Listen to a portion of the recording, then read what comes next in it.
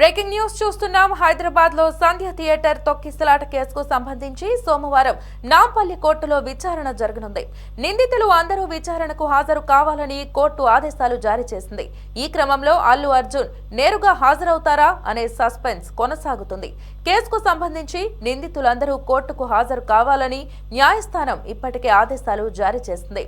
గత విచారణ సందర్భంగా ప్రముఖ నటుడు అల్లు అర్జున్ వర్చువల్ విధానంలో కోర్టు ముందు హాజరయ్యారు.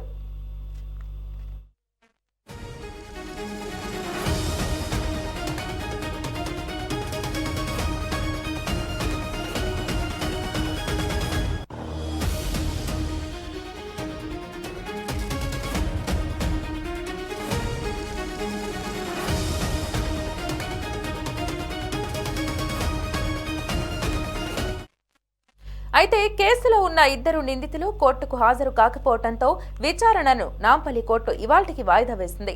ఈ కేసులో మొత్తం 23 మంది నిందితులు ఉన్నారు. వారందరూ కోర్టుకు హాజరైన తర్వాతే తదుపరి విచారణ ప్రక్రియను కొనసాగించాలని న్యాయస్థానం స్పష్టం చేసింది.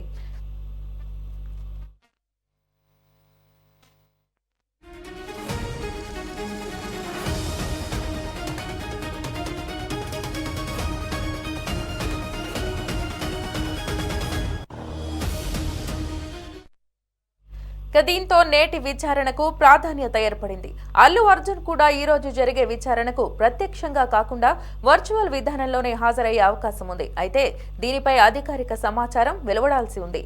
దీనికి కారణం ప్రస్తుతం అల్లు అర్జున్ ముంబైలోనే ఉన్నట్లు తెలిసింది.